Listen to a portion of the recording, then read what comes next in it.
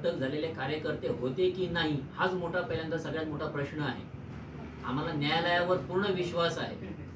आतापर्यंत आम्ही सगळेजण पोलीसमध्ये रेकॉर्डही आहे की सगळ्या हिंदुत्ववादी संघटनांनी आतापर्यंत पोलिसांशी कधी हुज्जत न घालता, त्यांच्याकडे बाचाबाची कसलीच न करता सगळ्या प्रकरणामध्ये त्यांना सहकार्य करण्याची भूमिका आतापर्यंत सगळ्या हिंदू संघटनांनी केलेली आहे।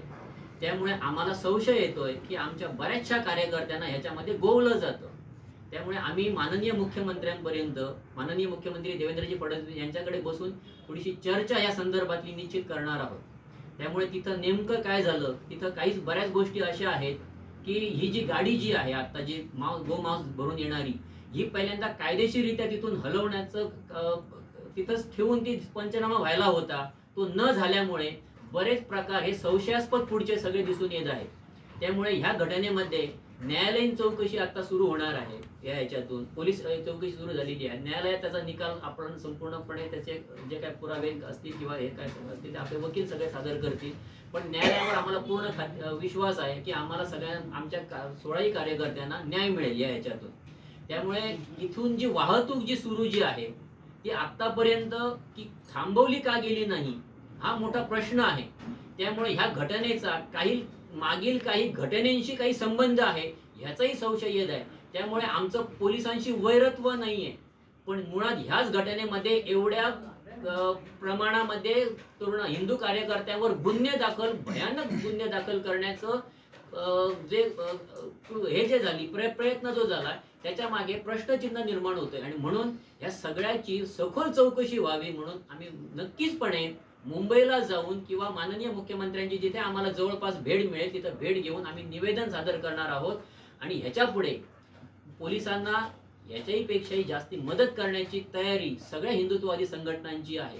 त्यामुळे आम्ही कुठलेच कार्यकर्ते हे अतिरेकी कारवाया करणाऱ्यातले नव्हे। काढून बघा आमची यादी सगळ्या कार्यकर्त्यांची।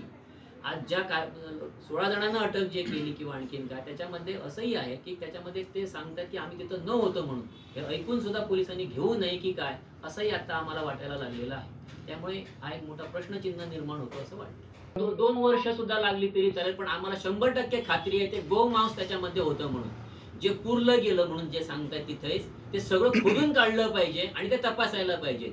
तिथले शेतकरी सांगतायत जे मांस आम्हाला जे दिसलं गेलं, शेतकरी बांधव, आता पोलिसांना जर समजा जर कळत नसेल तर शेतकरी हा असा आहे की त्याला बकऱ्यामधला गो मांसाच्या आकारामधला फरक कळतोय।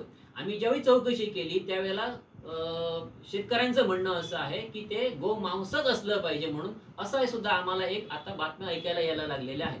त्यामुळे प्रश्नचिन्ह आहे या सगळ्या गोष्टीवर।